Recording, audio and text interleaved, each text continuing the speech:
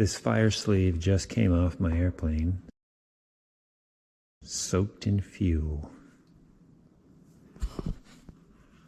Do your fuel hoses need to be replaced? Quite possibly they do. Most firewall-forward fuel lines have a lifespan between 5 and 10 years. Some don't make it that long. I'm going to show you how quick and easy it was to change all of my crummy old fuel-soaked hoses with shiny new Teflon hoses that could last forever, and what it cost. If your hoses are past their expiry date or in poor condition, you should get those out of there. Mine are leaking fuel, turns out, and old enough to have seen Wham in concert, so it's time to go. Removing old hoses is straightforward. You just screw them off their little NPT fittings. Be sure to remember what connects to what. I made a short video with my phone about where each one connects before removing them. Couldn't hurt. Once they're all off, it's time to measure. This is the important bit. There are 4 things we need to check. First is length. Technically, we want to measure the distance between the tip of the 2 fittings the hoses we're connecting. For new install, you can just connect the tips with a piece of rope or a hose and measure that to get the distance. For replacement, like I'm doing, it's much easier just to measure your old hose. On an installed hose, the tip of the fitting sits just inside the nut on the end of the hoses. For simplicity, we can measure to the center of the nut. It's a flexible hose, an extra 1/8 of an inch is fine. Some hoses are bent at the end. That's fine. Still just measure to the center. Next thing we need to measure is the size of the fitting. There's 2 ways to do that. One way is to check what size wrench fits the old one. Wrench size is an easy indicator and corresponds to fitting sizes like this. So the best way to get your fitting sizes is to test them out on fittings you already know the sizes. This is a sure thing. Once you know how big the fittings are, the third thing we have to get is the angle. Many of your hoses will be straight, though some will be bent on one end, either 45 or 90 degrees. Some will be bent on both, which brings us to the 4th and final measurement, clocking. If your hose is bent on both ends, the angle at which they're bent relative to each other is known as the clocking angle. Finding it is simple. Place your hose flat on the table. Let one end hang over the edge a little bit. Now point the first fitting straight up in the air and look down the length of the hose. Imagine the first fitting is the minute hand on a clock, pointing up at 12. Whatever time the other fitting is pointed to on your imaginary clock is the clocking angle. This one would be 4 o'clock. This would be 6, 8, 10, 2,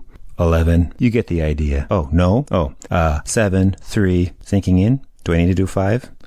5. And that's all we need. Length, fitting size, fitting angle, and if you have 2 bent ends, clocking angle. For example, this hose is 16 inches long, has a straight -4 fitting and a 45 degree -4 fitting. This one is 10 inches long, say, has a 90 degree -6 fitting and another 90 degree -6 fitting, and has a clocking angle of 6 o'clock. Easy. But now we need to buy some hoses. I bought mine from Aircraft Specialty. To order your hoses, you simply plug the numbers that you measured into their website and it spits the price out immediately. No call us for quote. Repeat this process for all your old stinky hoses. Aircraft Specialty can turn around hoses pretty fast. They can even do 24-hour turnaround if you want them really bad. Once your new hoses arrive, installing them is a snap. It's just like removing them except in reverse and they're not covered in schmutz. My total project came in at about $1,100. That's for a Lycoming IO320 RV3. But the price will be similar for most 4-cylinder Lycomings, Continentals, and that's it. Your airplane is now safer and prettier.